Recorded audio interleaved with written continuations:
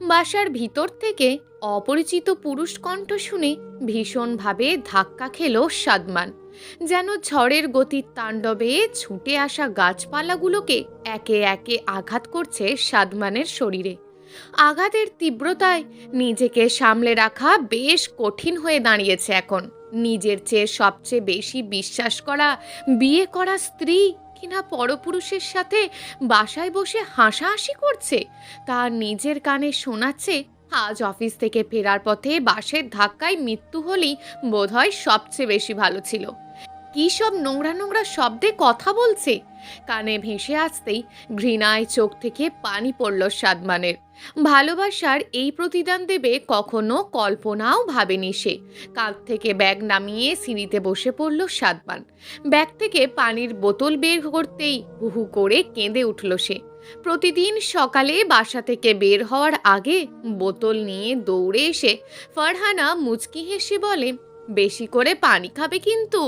সাদমান ভাবছে, তাহলে কি এসব মিথ্যে ছিল? বাম হাতে বোতল ধরে ডান হাতে মাথায় কিছুটা পানির ঝাপটা দিয়ে মাথা নিচু করে বসে আছে। ছোটবেলা থেকেই চিন্তা বাড়লে মাথা ব্যথা শুরু হয়ে যায় সাদমানের। পানির ঝাপটা দেওয়াতে এখন কিছুটা কমে এসেছে। নিজেকে কিছুটা স্বাভাবিক করে সিঁড়ি থেকে উঠে দাঁড়ালো সাদমান। কোনো অদৃশ্য শক্তি যেন শরীরের সবটুকু রস চুষে নিয়েছে। এতটুকু শক্তি নেই হাঁটার। কলিং বেলে হাত রাখতেই ভিতর থেকে কথা বলার আওয়াজ বন্ধ হয়ে গেল। হাসাহাসি কোথায় যেন মিলিয়ে গেছে মুহূর্তে।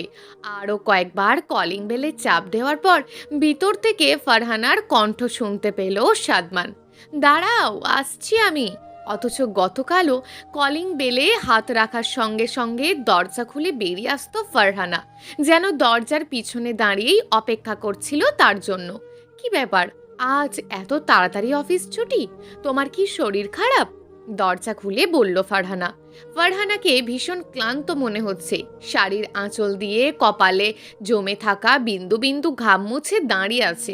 অবশ্য পরপুরুষের সঙ্গে এতক্ষণ ঢলাঢলি করলে ক্লান্ত হওয়াটাই স্বাভাবিক।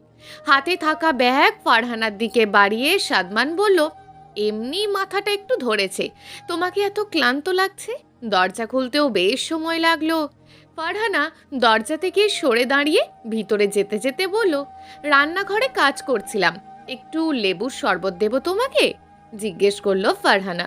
জুতো খুলে বাসার ভিতরে ঢুকে একটা জিনিসের গন্ধ খুঁজছে সাদমান। নিকোটিনের তাজা গন্ধ। পুরুষ মানুষ এই নিকোটিন ছাড়া চলতে পারে না। মাস চারেক আগে 4 রুমের এই বিশাল ফ্ল্যাট কিনেছিল সাদমান। 2টি বেডরুম, একটি ডাইনিং, অপরটি গেস্ট রুম। পা থেকে মোজা না খুলেই পুরো বাসা হেঁটে হেঁটে গন্ধটা খুঁজছে সে। কিন্তু খুবই চালাকির সঙ্গে সিগারেটের ঘ্রাণ সরিয়ে নেওয়া হয়েছে। হতেও পারে লোকটি সিগারেট খায় না। ফারহানা ব্যাগ হাতে নিয়ে ভিতরে চলে গেল। সাদমান কি মনে করে রান্নাঘরে ঢুকতেই দেখে সবকিছু ঠিকঠাক। রান্নাঘরে কাজ করার কোনো চিহ্নই নেই। গ্যাসের চুলা বন্ধ রয়েছে। নিশি রান্নাঘরে কাজ করছিল, এই মিথ্যেটা ধরা পড়ে গেছে। বাকি আছে লোকটিকে। বাসা থেকে বের হওয়ার দরজা একটি, আর চলে যাওয়ার কোনো পথ নেই। তবে কি খাটের নিচে লুকিয়ে আছে? সাদমান আর দেরি না করে নিজের বেডরুমে এসে মাথা নিচু করে খাটের নিচে চোখ রাখলো। না, কেউ নেই। বাকি আছে পশ্চিম দিকের রুম। নিচ থেকে উঠে রুম থেকে বেরিয়ে পশ্চিম দিকে হাঁটা শুরু করলো। সোজা গিয়ে ডান পাশে ঢুকে দেখে ফারহানা বসে আছে। সাদমান ভাবছে, তবে কি এখানেই লুকিয়ে আছে? সন্দেহ না করার জন্যই কি খাটের ওপর বসে আছে ফারহানা? সাদমান ফারহানার দিকে তাকিয়ে কুৎসিতভাবে হাসতে হাসতে বলল, লুকিয়ে কোথায় যাবে? ধরা তো পড়বেই আমার হাতে। সাদমান আর দেরি না করে মাথা নিচু করে মেঝেতে হাঁটু গেড়ে বসে পড়ল। কিন্তু না, এখানেও তো কেউ নেই। ফারহানা সাদমানের এমন আচরণে বেশ চমকে উঠল। বিছানা থেকে দাঁড়িয়ে কোমরে হাত রেখে বলল, এই, তোমার কি হয়েছে? অফিস থেকে আসার পর ফ্রেশ না হয়ে এমন চিৎকার করে কি খুঁজছো? ভূত ধরেছো নাকি? সাদমান আমতা আমতা করে বলল, না তেমন কিছু না, আমার একটা ফাইল খুঁজছি, খুবই দরকারি ফাইল। তুমি শরবত না বানিয়ে এখানে বসে কি ভাবছো? জিজ্ঞেস করলো সাদমান। একটু ক্লান্ত লাগছে, তুমি ফ্রেশ হয়ে আসো, আমি শরবত নিয়ে আসছি। এই বলে ফারহানা রুম থেকে বেরিয়ে গেল। ফারহানার মুখ থেকে ক্লান্তের কথাটা শুনে সন্দেহ আরও দাঁড়া বাঁধতে শুরু করলো সাদমানের মনে। বাসায় মানুষ মাত্র 2 জন, এত কাজ থাকার কথাও নয়। তাছাড়া স্পষ্ট বাইরে থেকে পুরুষের কণ্ঠ শুনতে পেয়েছে সে। কিন্তু লোকটি কি উধাও হয়ে গিয়েছে নাকি? 2 বেডরুম ছাড়া বাসার লুকানো জায়গা কোথায়? তাহলে বাসা থেকে বের হয়ে গেল কিভাবে? ভৌতিক কিছুর ইঙ্গিত দিচ্ছে কি?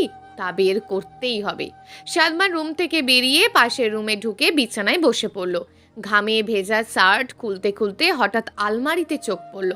আলমারির একটি অংশ কিছুটা খোলা। বিছানা থেকে উঠে আলমারি খুলতেই সাদমানের মনে সন্দেহ আরও তীব্র হলো। শার্টের অংশ অগোছালো। তাহলে কি ফারহানা আমার শার্ট অন্য কাউকে পরতে দিয়েছে? ভাবতেই বাইরে থেকে ফারহানার কণ্ঠ শুনতে পেল। সাদমান, এই শুনছো? টেবিলে খাবার দিয়েছি, খেতে এসো তাড়াতাড়ি। সাদমান শার্ট রেখে রুম থেকে বেরিয়ে আসলো। টেবিলে ফারহানা বসে আছে। কেমন যেন চিন্তিত মনে হচ্ছে ওকে। সাদমান টেবিলে বসতেই ফারহানা বলল, তোমার তো কিছুই ভালো ঠেকছে না। বাসায় আসার পর থেকেই কেমন যেন গোয়েন্দার মতন কিছু খুঁজছো। আমাকে দেখতে পেয়ে আবার চোরের মতন করছো। কি হয়েছে খুলে বলবে? সাদমান ভাতের প্লেটে হাত দিয়ে অন্যমনস্ক হয়ে কি যেন ভাবছে। ফারহানার কথায় যেন কল্পনায় ছেদ পড়ল। ফারহানার দিকে তাকিয়ে বলল, আচ্ছা ফারহানা, তুমি আমাকে কতটুকু ভালোবাসো? সাদমানের কথা শুনে ফারহানা খিলখিল করে হেসে উঠল। চেয়ার ছেড়ে উঠে সাদমানের পাশে এসে কাঁধে মাথা রেখে বলল, হঠাৎ এই কথা? আমি কতটুকু ভালোবাসি সেটা বলতে পারবো না। ভালোবাসা তো পরিমাপ করা যায় না। তবে হ্যাঁ, কখনো ছেড়ে চলে গেলে সহ্য করতে পারবো না। সাদমান একটা দীর্ঘশ্বাস ফেলল। কিছু না বলে মাথা নিচু করে ভাত খেতে শুরু করলো। সাদমানের কাছে এ সবই এখন অভিনয় মনে হচ্ছে। ফারহানা স্বামীর এমন ব্যবহারে কিছুটা মর্মাহত হয়েছে বোধহয়। সাদমান বিছানায় শুয়ে আছে। পাশে ফারহানা নিঃশ্বাসের শব্দ শুনছে। নিঃশ্বাস ধীরে ধীরে গাঢ় হতেই বুঝতে পারল ফারহানা ঘুমিয়ে পড়েছে। সাদমান চোখ বন্ধ করতেই মনে পড়ল 4 বছর আগের কথা। সবে চাকরি পেয়ে গ্রামের বাড়িতে বেড়াতে গিয়েছিল। মা বাবা ঝেঁকে বসলো বিয়ে করার জন্য, কিন্তু কিছুতেই মন বসছিল না। শেষে শুনতে পেল মেয়েটি খুবই ভালো, কিন্তু আর্থিক অবস্থা ভালো না হওয়ায় বিয়ে হচ্ছে না। বাবা স্ট্রোক করে বাসায় প্যারালাইজড হয়ে পড়ে আছে। উঠতে বসতে মামির খোঁটা শুনছে। একসময় বাধ্য হয়ে সাদমান যায় ফারহানাকে দেখতে। মেয়েটির নামের সাথে চেহারার বেশ মিল আছে। একটা স্নিগ্ধতা মাখা মুখ নিয়ে বসেছিল সাদমানের সামনে। সাদমান যেন হারিয়ে গিয়েছিল কোথাও। একসময় বিয়ে হয়ে যায় দুজনের। দিন যত পার হতে লাগলো ফারহানা যেন ওর পুরো পৃথিবী হয়ে উঠল। ফারহানাকে ছাড়া যেন শূন্য পৃথিবী। হঠাৎ চোখ খুলে শোয়া থেকে বিছানায় উঠে বসলো সাদমান। মনে পড়ল দরজা দিয়ে পালাতে না পারলে আরও একটি রাস্তা আছে বাইরে পালিয়ে যাওয়ার। সাদমান একবার ফারহানার দিকে তাকিয়ে দেখতে পেল মেয়েটি ঘুমাচ্ছে। কি সুন্দর লাগছে। সে মুগ্ধ হয়ে ফারহানার মুখের দিকে তাকিয়ে রইল এক দৃষ্টিতে। হঠাৎ বিকেলের কথা মনে পড়তেই আকাশে কালো মেঘ যেন নেমে আসলো সাদমানের মুখে। বিছানা থেকে উঠে ড্রয়ার খুলল সে। ড্রয়ার থেকে মাপার ফিতা বের করে হাতে নিল। ড্রয়ার বন্ধ করে ফারহানার দিকে তাকিয়ে বেরিয়ে গেল রুম থেকে। বারান্দায় দরজা খুলল সাদমান। পুরো শহর স্তব্ধ হয়ে আছে। চারিদিকে অন্ধকার। বারান্দায় টবের সারি সারি গাছ ঝুলছে। দক্ষিণা মৃদু বাতাসে টবগুলো ক্ষণে ক্ষণে দুলে উঠছে আনমনে। ভোরবেলায় ঘুম থেকে উঠে ফারহানা রোজ গাছগুলোতে পানি দেয়। বারান্দায় ছোট্ট ছোট্ট ছিদ্র দেওয়া আছে। গাছের টবগুলো সেখানে সুন্দরভাবে সেটে দেওয়া হয়েছে। তবে বারান্দার একদম কোনায় খুব বড় করে 4 কোনা বাক্সের মতন বেশ বড় রকম ফাঁকা পড়ে আছে। যতটুকু মনে পড়ে বাড়ি তৈরির সময়ে ভুলবশত এই দিকটা প্রলেপ দেওয়া হয়নি। সাদমান টবগুলো পেরিয়ে খালি অংশটার সামনে এসে দাঁড়ালো। হাতের ফিতাটুকু নিয়ে ফাঁকা অংশ মেপে সাদমান বেশ চমকে উঠল। দেখতে পেল 28 ইঞ্চির মতন ফাঁকা। একজন প্রাপ্তবয়স্ক পুরুষের বুকের অংশ প্রায় 35 ইঞ্চির উপরে। সেই হিসাবে এই ফাঁকা অংশ দিয়ে একটা ছোট্ট বাচ্চা ছাড়া কেউ ভালোভাবে ঢুকতে বা বের হতে পারবে না। তাহলে লোকটি বাসা থেকে পালিয়ে গেল কিভাবে? বাসায় এমন কোনো জায়গা বাদ পড়েনি যেখানে চোখ দেওয়া হয়নি। তবে কি ফারহানা ভৌতিক কারোর সঙ্গে কথা বলছে? রহস্য যেন ক্রমশ আরও বিস্তর ছড়িয়ে পড়ছে। ফারহানা কোনো মানুষের সঙ্গে কথা বলেছে এটা যেমন সত্য, তেমনি বাসা থেকে সামনের দরজা ছাড়া আর বের হওয়া সম্ভব নয়। তাহলে একটা জলজ্যান্ত মানুষ বাসা থেকে উধাও হয়ে গেল কিভাবে? এই রহস্য আমাকে বের করতেই হবে। নিজের চেয়ে বেশি ভালোবাসার মানুষ এভাবে আমার সাথে বেইমানি করতে পারে না। আমি এর শেষ দেখে ছাড়ব। যদি সত্যি তাই হয় তবে নিজের হাতেই শেষ করব ফারহানাকে। সাদমানের যতদূর মনে পড়ে এই শহরে ফারহানার একটা বান্ধবী আছে, নাম বলেছিল ইরা। তবে যোগাযোগ হয় না অনেক দিন। কাল ওর সাথে কথা বলতে হবে। কাল সকাল থেকেই আমার গন্তব্য অচেনা পুরুষ কে ছিল। সাদমান টেবিলে বসে আছে, অফিসের জন্য তৈরি হয়ে এখন নাস্তার অপেক্ষায় সময় গুনছে। তবে মন থেকে গতকালের ঘটনা ফেলে দিতে পারেনি সে। সাদমান ফারহানার সামনে স্বাভাবিক থাকার চেষ্টা করছে, কিন্তু কিছুতেই পারছে না। বারবার মাথা গরম হয়ে যাচ্ছে। ফারহানা নাস্তা নিয়ে আসার শব্দ শুনতেই সাদমান নড়ে চড়ে বসলো। ফারহানার দিকে তাকিয়ে গ্লাসে পানি ঢালছে। কি ব্যাপার, চুপ করে বসে আছো যে? একটু কথা তো বলতে পারো, বলল ফারহানা। না, এমনি ভালো লাগছে না। তাড়াতাড়ি নাস্তা দাও, আমার আবার বের হতে হবে। ফারহানা টেবিলে বসলো, প্লেটে খাবার বেড়ে সাদমানের দিকে দিয়ে বলল, তোমার কি হয়েছে বলো তো? গতকাল থেকে কেমন যেন লাগছে তোমাকে। আমার ওপর তুমি কি রেগে আছো কোনো কারণে? কথাটা শুনে সাদমানের পঞ্চ ইন্দ্রিয় যেন নড়ে চড়ে উঠল। ফারহানার দিকে শীতল দৃষ্টিতে চেয়ে রইল, এমন ভাব করছে যেন গতকাল কিছুই হয়নি। নিজেকে সামলে বলল, আচ্ছা ফারহানা, আমার সংসারে কি তুমি খুশি নও? আমি কি তোমাকে কষ্ট দিয়েছি? ফারহানার মুখখানা মলিন হয়ে গেল। এমন কিছু শুনবে কল্পনাও করেনি সে। তবে স্থির হয়ে বসে রইল। বলল, গতকাল থেকে এমন প্রশ্নগুলো কেন করছো, বলবে তো? শুনলে ভিতরটা মোচড় দিয়ে ওঠে। আমার চিন্তা বাড়ছে। তুমি বুঝতে পারছো না সাদমান? সাদমান স্বাভাবিকভাবে বলল, আমি যা প্রশ্ন করছি তার উত্তর দাও। আমি তোমার সংসারে খুব খুশি। উপরওয়ালা অনেক আনন্দে রেখেছে আমাকে। আমার আর কিছুই চাই না। কাঁদতে কাঁদতে টেবিল থেকে উঠে চলে গেল ফারহানা। ফারহানার অবস্থা দেখে সাদমানের কিছুটা খারাপ লাগলো। ভাবছে, সত্যি কি মেয়েটা এমন করতে পারে? যার মুখে এত মায়া, তার পক্ষে পরকিয়া করা কি সম্ভব? সাদমান আর ভাবতে পারছে না। খাবারের বাকি অংশ প্লেটে রেখে উঠে পড়ল সাদমান। কাঁধে ব্যাগ নিয়ে একবার ভাবছে, ফারহানা আজও পানির বোতল নিয়ে আসবে তো। সাদমান একবার পিছনে তাকালো। ফারহানার ছায়াটুকুও নেই। হয়তো অভিমান করেছে ভীষণ। আর না ভেবে সামনে পা বাড়াতেই কাঁধে নরম হাতে স্পর্শ পেল সাদমান। ফারহানা পানির বোতল হাতে দাঁড়িয়ে আছে। চোখ দুটো লাল হয়ে আছে, পানি জমে আছে চোখের কোণে।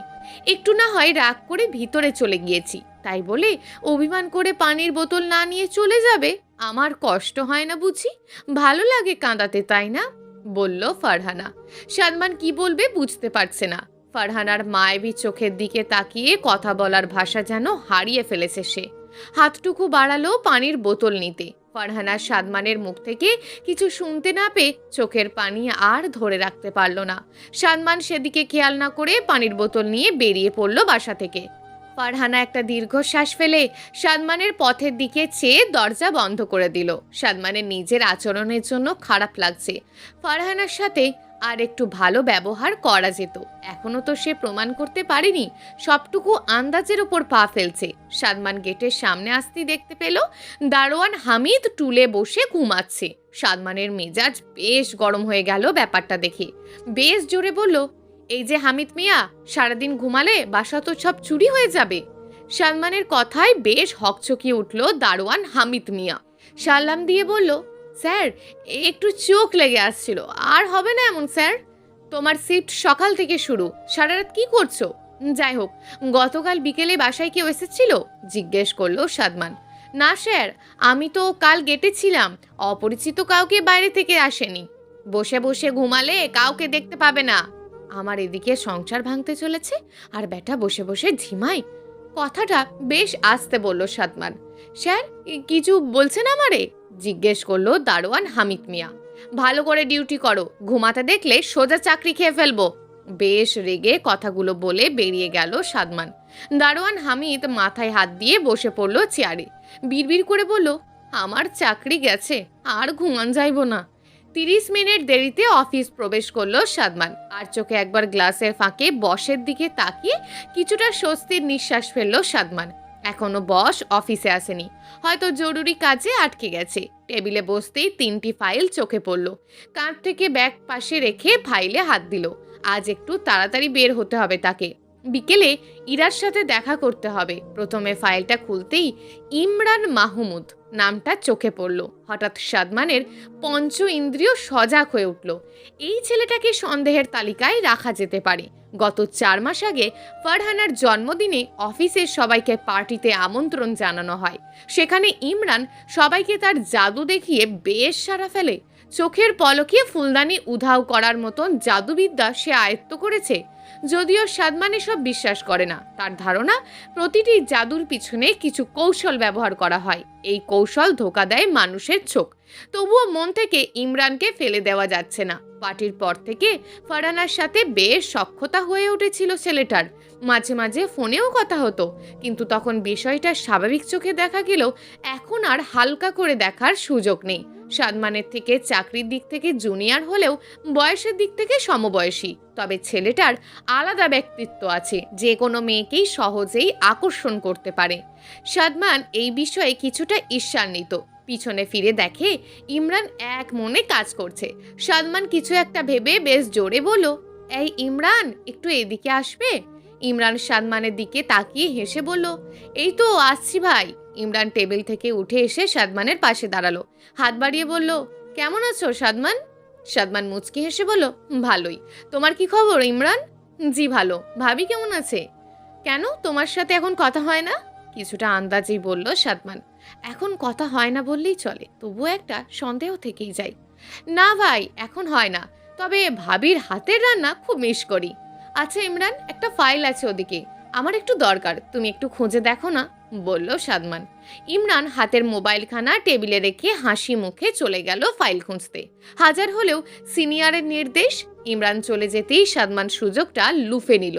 সে এমন কিছু আন্দাজ করে ফাইল নিয়ে আসার কথা বলছিল। সাদমান জানে ইমরানের ফোনের লক কিভাবে খুলতে হয়। প্রায় সময়ই ইমরানের সাথে কথা বলার সময় সে খেয়াল করেছিল। মোবাইল হাতে নিয়ে পরিচিত লক খুব সহজেই খুলে ফেলল সাদমান। চলে গেল কল লিস্টে, কিন্তু সেখানে তেমন কিছুই নেই, সবই পরিচিত নাম্বার। তারপর চলে গেল মেসেজ লিস্টে। সেখানে একটি ফোল্ডারে ক্লিক করতেই সাদমান চমকে উঠল। ফারহানার সাথে মাঝে মাঝে কথা হয় ইমরানের। শেষ কথা হয়েছিল 15 দিন আগে, তবে তেমন কিছুই পায়নি। সাদমান আর দেরি না করে ইমরানের মোবাইল ঠিক আগের মতন রেখে ফাইল দেখায় মনোযোগ দিল। এতে সন্দেহ থাকবে না। বেশ কিছুক্ষণ পর ইমরান হাসি মুখে দাঁড়ালো সাদমানের পাশে, বলল, এই নিন ভাই।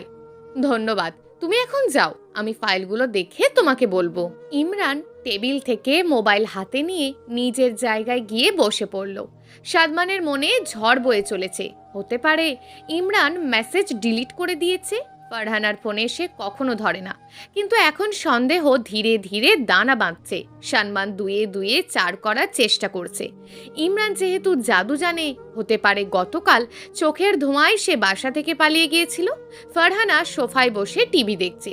একটার পর একটা চ্যানেল পাল্টে যাচ্ছে, কিন্তু স্থিরভাবে কিছুই দেখছে না। গতকাল থেকে সাদমানের আচরণে কিছুটা অবাক ফারহানা। মানুষটা বাইরে থেকে আসলে কত হাসি দিয়ে কথা বলতো, অথচ গতকালে সে কি যেন খুঁজছে। কিছুই বলছে না, শরীর খারাপের কিছুই নেই। তবে কি কোনো বিষয় নিয়ে দুশ্চিন্তা করছে সাদমান? এমন সময় ফারহানার মোবাইল বেজে উঠল। দেখতে পেল ইমরান ফোন করেছে। হাতে নিয়ে রিসিভ করতেই ইমরানের কণ্ঠ শুনতে পেল ফারহানা। হ্যালো ভাবি, কেমন আছেন? জিজ্ঞেস করলো ইমরান। ভালো তো ছিলাম ভাই, কিন্তু সাদমানের জন্য খুব চিন্তা বাড়ছে গতকাল থেকে, বলল ফারহানা। আমিও ব্যাপারটা লক্ষ্য করলাম আজ। সাদমান ভাই মনমরা হয়ে কি যেন ভাবছে। আপনাদের দুজনের ঝগড়া হয়েছে নাকি? জিজ্ঞেস করলো ইমরান। আরে দূর, তোমার ভাই করবে ঝগড়া? সে ঝগড়া করতে গেলে হাসতে হাসতে গড়াগড়ি খায় বিছানায়। একটু রাগ দেখাতে গেলে এমন কথা বলে, আমিও না হেসে পারি না। কিন্তু গতকাল থেকে তো কিছুই বুঝতে পারছি না আমি ভাবলাম ঝগড়া হয়েছে। অযথা চিন্তা করতে বারণ করবেন ভাবি। এখন চিন্তা করলে যে কোনো সময় একটা দুর্ঘটনা ঘটে যাবে, তখন তো আরও সমস্যা। ফারহানা ইমরানের কথাই উত্তর দিচ্ছে আপন মনে। তখনও একটার পর একটা চ্যানেল চলছে। সাদমান অফিস থেকে বেরিয়ে হাঁটতে শুরু করেছে। ফাইল 3টে শেষ করতেই বস এসে আরও 2টো ধরিয়ে দিল। বলল, শেষ না করে কোথাও যাওয়া যাবে না। অগত্যা শেষ করতে করতে বেশ দেরি হয়ে গেছে। রেস্টুরেন্ট বেশি দেরি নয়, অফিস থেকে হেঁটে গেলে মাত্র 10 মিনিট। কিন্তু সাদমানের এখন আস্তে হাঁটার সময় নেই। ইরাকে বসিয়ে রাখলে মেয়েটা রেগে যাবে। তাছাড়া জগতের নিয়ম, সবসময় পুরুষ অপেক্ষা করবে নারীর জন্য। সাদমান রেস্টুরেন্টের সামনে আসতেই দেখতে পেল ইরা বসে আছে। সাদমান আর দেরি না করে রেস্টুরেন্টের ভিতর প্রবেশ করলো। ইরা সাদমানকে দেখতে পেয়েছে। সরি, একটু দেরি হয়ে গেল, কাজের চাপে সময় করে আসতে পারিনি। মুচকি হেসে চেয়ারে বসে বলল সাদমান। না ভাইয়া, আমি একটু আগে এসেছি, বেশিক্ষণ হয়নি, বলল ইরা। কিছুটা ঝুঁকিয়ে এসে সাদমান বলল, তোমাকে কিছু কথা জানার জন্য এখানে আসতে বলেছি। প্লিজ আমার কাছে মিথ্যা বলবে না, আমার জীবনের সাথে জড়িয়ে আছে ব্যাপারটা। এমন কি কথা ভাইয়া? ফারহানার কোনো ছেলে বন্ধু ছিল? সোজা কথায় বিয়ে বলতে যা বলে আজকাল। কথাটি মাথা নিচু করে বলল সাদমান। না ভাইয়া, তেমন কেউ তো ছিল না। হঠাৎ এতদিন পরে এই কথা? তোমরা দুজনে তো একসাথে কলেজে পড়াশোনা করেছো। আমি যতদূর জানি কাছের বান্ধবী হিসাবে তুমিই ফারহানার সাথে পড়তে। ভাইয়া, সত্যি বলতে ফারহানা তেমন মেয়ে নয়। আমি বুঝতে পারছি আপনাদের মধ্যে হয়তো কোনো ভুল বোঝাবুঝি হয়ে থাকতে পারে, কিন্তু আমি এতটুকু বলতে পারি ফারহানা কখনো এসবে জড়াতে চায়নি, কিন্তু অনেক প্রস্তাব পেয়েছিল। আপনি তো ওর পরিবার সম্পর্কে সবই জানেন। পরিবারের দিকে তাকিয়ে ফারহানা এসবে কখনো জড়ায়নি। সাদমান চুপ করে রইল। মাথায় অনেক প্রশ্ন ঘুরছে।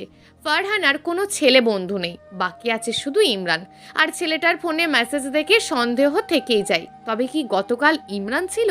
সাদমান বয়কে ডেকে খাবার অর্ডার করলো, কিন্তু স্বাভাবিকভাবে কিছুই স্বস্তিতে আসছে না তার।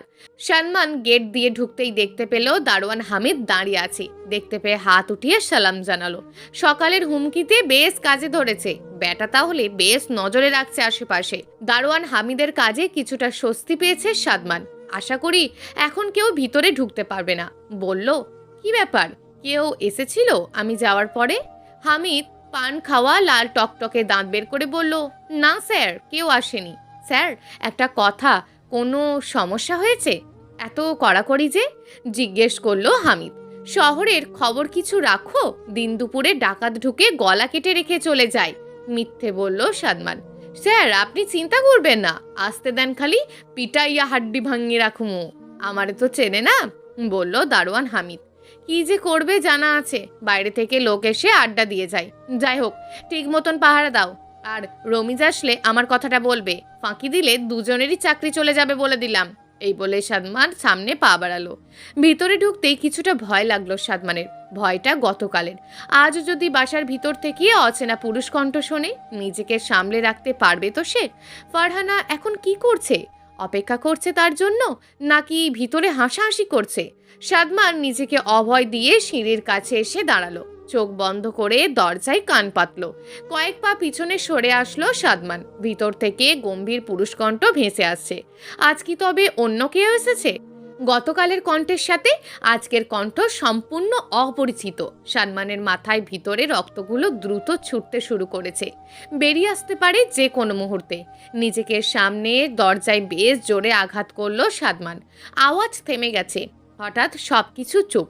বেশ কিছুক্ষণ পর ফারহানার পায়ের আওয়াজ শুনতে পেল সাদমান। কে এসছে সাদমান, তুমি?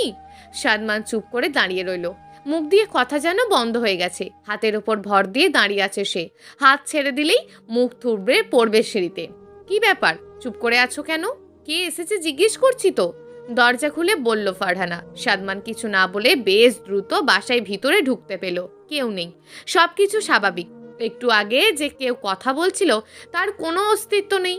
আজও কি আমায় ধোকা দিয়ে চলে গেল নাকি? নাকি সত্যিই ফারহানার সঙ্গে ভৌতিক কিছু অস্তিত্ব আছে? কি ভাবছো তুমি? আর এমনভাবে চারপাশে কি খুঁজছো? জিজ্ঞেস করলো ফারহানা। সাদমান ফারহানার কথা শুনতে পেল না মনে হয়। তীক্ষ্ণ চোখে একবার টিভির দিকে তাকালো। হতে পারে টিভির আওয়াজে ভুল বুঝতে পারে সে, কিন্তু না, টিভির মেন সুইচ বন্ধ। সাদমান টিভির দিকে চোখ রেখে বলল, কি করছিলে তুমি ফারহানা? আমি তো বিছানায় ঘুমাচ্ছিলাম, তোমার আওয়াজ শুনে ঘুম ভেঙে গেল। কথাটা সাদমান বিশ্বাস করতে পারল না। ঘুম থেকে উঠলে স্বাভাবিকভাবেই চোখ ফুলে থাকার কথা, কিন্তু ফারহানার চোখ সে কথা বলছে না। আর এই সন্ধ্যায় ফারহানা কখনোই ঘুমাবে না। ফারহানা জানে আমি আসবো। সালমান নিজের আন্দাজ আরও নির্ভরযোগ্য করতে ভিতরে চলে গেল। রুমে ঢুকে দেখে বিছানা একদম গোছানো। একটু আগে কেউ ঘুমালে বিছানায় কিছুটা এলোমেলো থাকার কথা। ফারহানা ঘুমায়নি একথা দিনের আলোর মতন পরিষ্কার, কিন্তু পুরুষ লোকটি কে সেটাই তো ধরতে পারছি না। পালিয়ে যাওয়ার কোনো রাস্তা নেই, অথচ কোথায় যেন উধাও হয়ে যায় বাসায় ঢুকলে। সাদমান রুম থেকে বেরিয়ে টেবিলে বসে পড়ল। গলা থেকে শার্টের বোতাম খুলতে খুলতে বলল, আমার জন্য একটু কফি করতে পারবে? এই সন্ধ্যায় কফি খাবে তুমি? একটু লেবুর শরবত এনে দেব? জিজ্ঞেস করলো ফারহানা। মাথাটা ভীষণ ধরেছে, কফি খেতে পারলে ভালো হতো। আচ্ছা ঠিক আছে, আমি কফি নিয়ে আসছি। এই বলে ফারহানা রান্নাঘরের দিকে চলে গেল। সাদমান শার্ট খুলতে খুলতে সোফায় চোখ পড়ল। ফারহানার মোবাইল পড়ে আছে। সাদমান একবার রান্নাঘরের দিকে তাকিয়ে চেয়ার থেকে উঠে পড়ল। কফি নিয়ে আসতে কিছুটা সময় তো লাগবে। সাদমান সোফায় বসে ফারহানার মোবাইল হাতে নিয়ে দেখে লক নেই। অবশ্য সাদমান জানে তাদের দুজনের মধ্যে কোনো গোপনীয়তা নেই। কখনো কেউ কারোর মোবাইল ধরার প্রয়োজনই মনে করে না। সাদমান আর দেরি না করে মেসেজ লিস্টে চলে গেল। সেখানে ইমরানের মেসেজ ছাড়া তেমন কিছুই নেই। এখানেও শেষ কথা হয়েছে গত 15 দিন আগে। সাদমান মেসেজ লিস্ট থেকে বেরিয়ে কল লিস্টে চলে গেল। কল লিস্টে চোখ পড়তেই কিছুক্ষণের জন্য ধাক্কা খেল সাদমান। দুপুরে ইমরানের সঙ্গে প্রায় 30 মিনিট ধরে কথা হয়েছে ফারহানার। এখন সব পরিষ্কার হয়ে গেল সাদমানের সামনে। ইমরান জাদুবিদ্যায় হয়তো চোখে ধুলো দিয়ে বাসা থেকে চলে যায়, আর অন্য কণ্ঠে কথা বলা তো কোনো ব্যাপারই নয়। সাদমানের শরীর কাঁপছে। হাত থেকে ফোনে আগের জায়গায় রেখে টেবিলে এসে বসে পড়ল। ভাবতেই পারছে না ফারহানার মতন মেয়ে কিনা পরকিয়া করছে। মেয়েটাকে কখনো কষ্ট দেয়নি সে। যখন যা মুখ ফুটে বেলেছে সব আবদার রেখেছে, তাহলে কেন হঠাৎ ইমরানের মতন ছেলের সাথে সম্পর্কে জড়িয়েছে? আমার জীবন নষ্ট করার কোনো অধিকার ফারহানার নেই, এই চরম মূল্য দিতে হবে। সাদমানের মুখে ফুটে উঠল কুৎসিত হাসি। এই, তুমি এখনো শার্ট খুললে না যে? শরীর কি বেশি খারাপ লাগছে? বাম হাত দিয়ে সাদমানের কপালে হাত রেখে বলল ফারহানা। সাদমানের কথা বলতে ইচ্ছে করছে না, কথা বলতে রুচিতে বাঁধছে। কোনো মতে বলল, কফি দাও, আমি ঠিক আছি। ফারহানা টেবিলে বসে পড়ল। সাদমানের দিকে ঝুঁকে বলল, তুমি কি কোনো বিষয় নিয়ে চিন্তা করছো? আমাকে বলতে পারো, সব সমাধান করে দেব। মুচকি হেসে বলল ফারহানা। সাদমানের ভিতরটা রাগে ফুঁসছে। ইচ্ছে করছে ফারহানার 2 গালে চড় মারতে, কিন্তু সাদমান কখনো পারবে না। মেয়েটার মুখে একটা মায়া আছে, সেই মায়ায় জড়িয়ে পড়েছে সাদমান। নিজেকে সামলে বলল, তেমন কিছুই না, তুমি এত চিন্তা করার দরকার নেই। আমি ফ্রেশ হয়ে আসছি, তুমি খাবারের ব্যবস্থা করো। এই বলে সাদমান উঠে পড়ল। সাদমানের মাথায় এখন অন্য কিছু ঘুরছে। রুমের ভিতরে ঢুকে শরীর থেকে শার্ট খুলে বিছানায় রাখলো। আলমারির ড্রয়ার খুলে ল্যাপটপ হাতে বসে পড়ল বিছানায়। ইন্টারনেট অন করে ব্রাউজারে ক্লিক করলো। ওপেন হতেই দক্ষ হাতে টাইপ করলো ডার্ক সাইটে। প্রবেশ করলো রঙিন দুনিয়ার অন্ধকার জগতে। খুন, অপহরণ থেকে শুরু করে এমন কোনো নোংরা কাজ নেই যা এখানে হয় না। শুধু টাকা থাকলেই সব কিছু হয়ে যায়। সাদমানের মুখে হাসি। অনেক আগে সাইবার হ্যাকিং এর দক্ষ বন্ধু রাফাতের কাছ থেকে এই জগতের খবর পায় সে।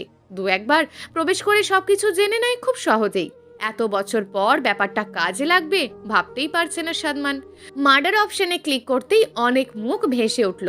ক্রাইমে বেশ নাম আছে এমন কাউকে খুঁজছে সাদমান। বেশ কিছু আইডি ঘাঁটতেই চোখে পড়ল মাঝবয়সী এক লোককে। এখনো পর্যন্ত প্রায় 16টা খুন করেছে, কিন্তু এখনো ধরাছোঁয়ার বাইরে। এখানে সবাই ছদ্মবেশী, তবে কাজ নিয়ে কেউ কখনো বেইমানি করে না। এই নীতির জন্য ডার্ক সাইট এত জনপ্রিয়। সাদমান আর দেরি না করে নক করলো ছদ্মবেশী লোকটিকে। আপনার জন্য একটি কাজ আছে, টাকা নিয়ে কোনো চিন্তা করবেন না, বলল সাদমান।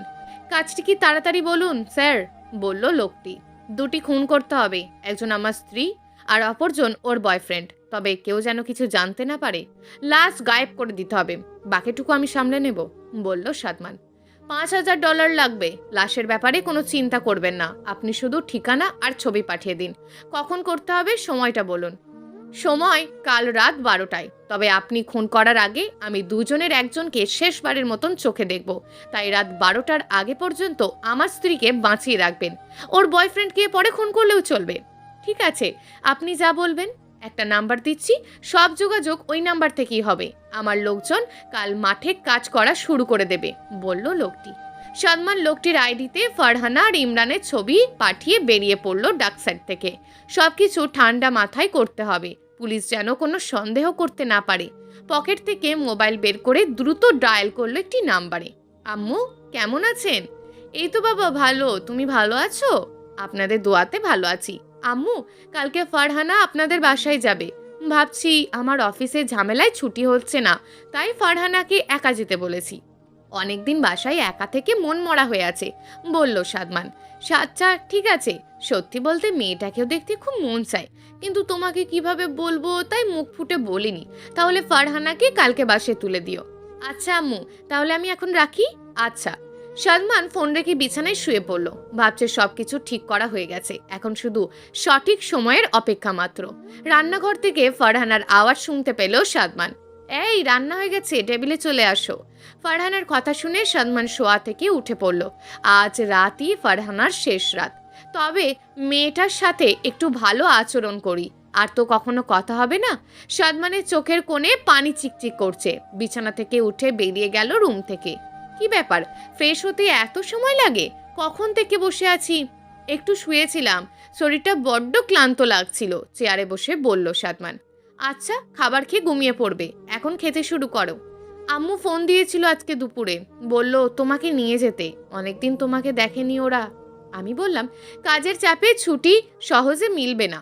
ফারহানা বরং একাকী কিছুদিন বেড়াবে, সময় পেলে আসার সময় আমি না হয় নিয়ে আসবো। উনি বললেন, তুমি যা ভালো মনে করো। এখন তুমি বলো ফারহানা।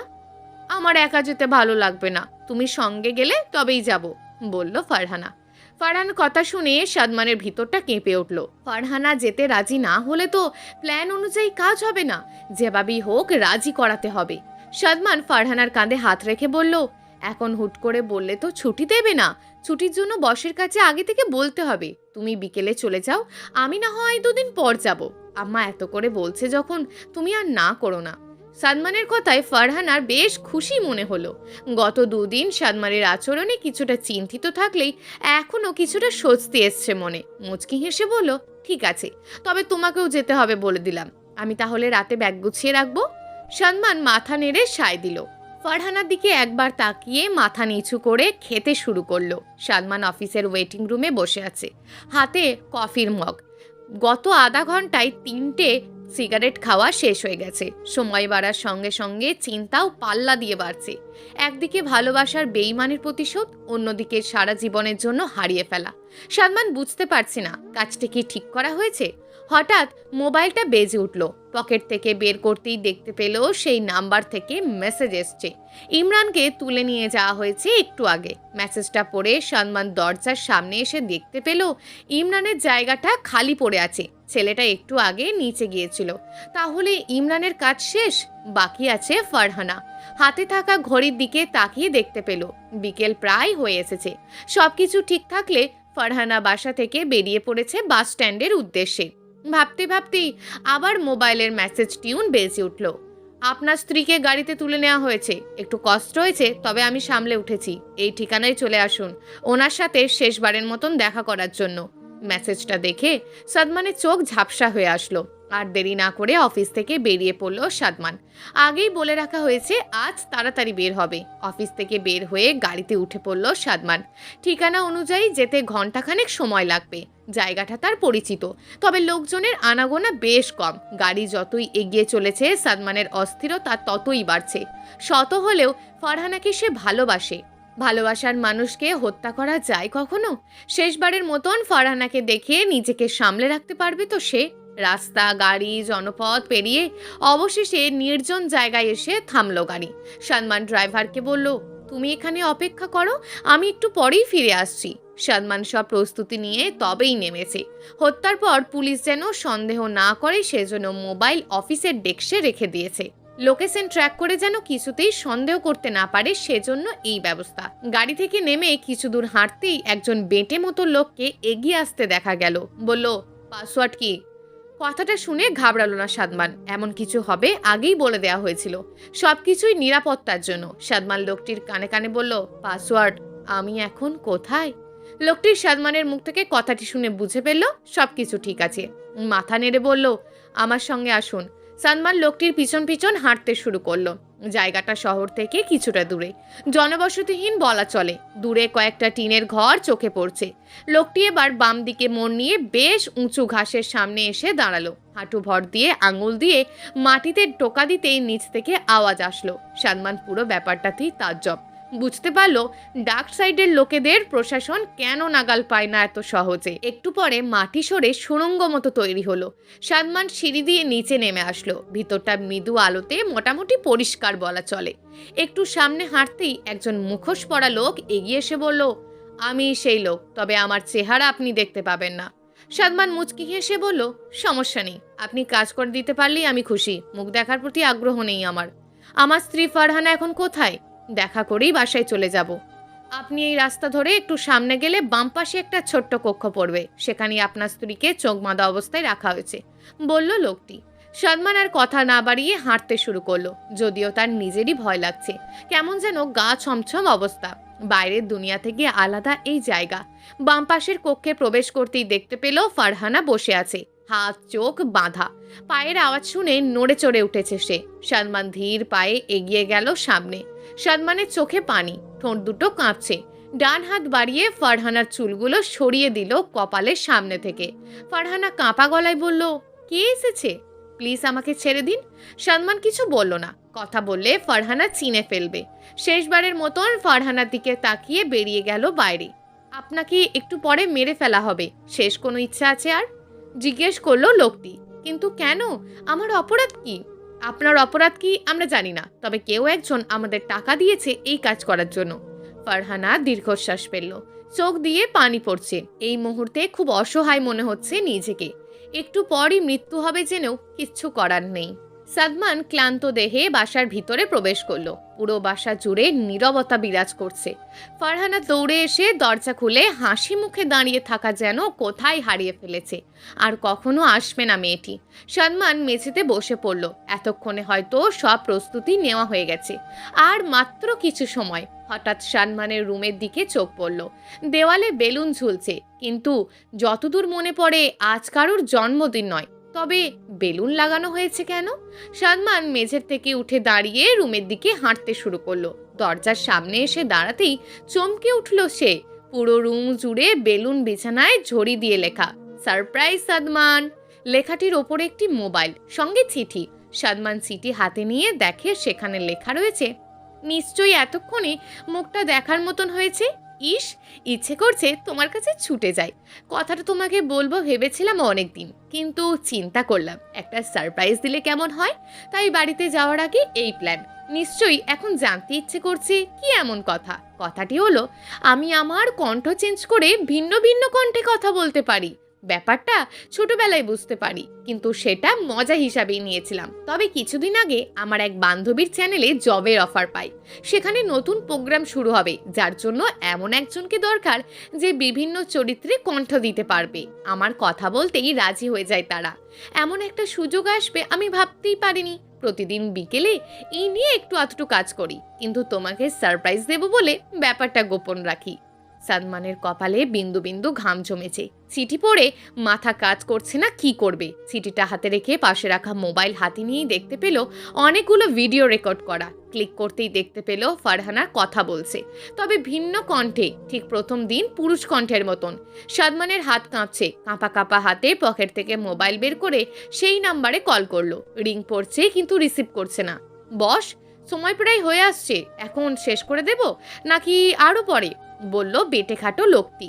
মুখোশ পরা লোকটি সময় দেখে বলল, এখনই করতে হবে। এরপর ওই ছেলেটা বাকি আছে। নির্দেশ পেয়ে পকেট থেকে পিস্তল বের করে ফারহানার দিকে এগিয়ে গেল সহকারী লোকটি। চেয়ার থেকে বাদন খুলে দিয়ে ছোট্ট কক্ষটি থেকে বেরিয়ে ডান পাশে ধরে হাঁটতে লাগলো। পিছন পিছন মুখোশ পরা লোকটি রয়েছে। সাদমান অন্যদিকে চেষ্টা করেই যাচ্ছে। হঠাৎ নিজের ভুল বুঝতে পেরে মাথায় হাত দিল। অফিস ডেস্কে রেখে আসা মোবাইল নিয়ে আসতে মনেই নেই। এখন অপরিচিত নাম্বার দেখে যদি লোকটা ফোনটি ফেলে রাখে, তবে তো সব শেষ হয়ে যাবে। সাদমানের পাগল হয়ে যাওয়ার অবস্থা প্রায়। বস, আপনার ফোন বাজছে মনে হয়। ওখানে রেখে আসছেন, বলল সহকারী লোকটি। এই সময় আবার কে কল দিল? শান্তি মতন একটা কাজও করবো সেই উপায় নেই। দেখো তোকে, বলল লোকটি। সহকারী লোকটি হাতের পিস্তল রেখে হেঁটে আগের জায়গায় এসে মোবাইল দেখে বাজছে। হাতে নিয়ে বলল, বস, নাম্বার তো অচেনা, রিসিভ করব? রেখে দে তাহলে, আগে কাজ শেষ করি, যার দরকার সে নিজেতে কি করবে। ফোন এদিকে নিয়ে আয়। বসের দিকে ফোন এগিয়ে দিতেই মুখোশ পরা লোকটি ফোন করার জন্য সুইচ চাপলো। সহকারী লোকটি কাজ শেষ করতে বলল ইশারায়। ইশারা পেয়ে পিস্তল বের করে ফারহানার মাথায় তাক করলো। হ্যালো, আমার স্ত্রীকে মারবেন না, ফারহানা নির্দোষ। একটা ভুল বোঝাবুঝিতে মারাত্মক একটা ঘটনা ঘটতে যাচ্ছিল, উত্তেজিত হয়ে বলল সাদমান। আপনি তো এই অচেনা নাম্বার থেকে কল দিয়ে এখন তো ঝামেলায় ফেলতেন। ফোনটা এই মাত্র বন্ধ করার সময় কি মনে করে যেন রিসিভ করি। আচ্ছা, কি আর করা, আমার লোক একটু পরে জায়গা মতন পৌঁছে দিয়ে আসবে দুজনকে।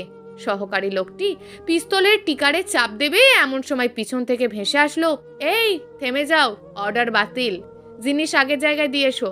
সবই মায়ার খেলা রে। হাসতে হাসতে চলে গেল মুখোশ পরা লোকটি। সাদমান মেঝেতে বসে কাঁদছে, কিছুতেই সামলাতে পারছে না।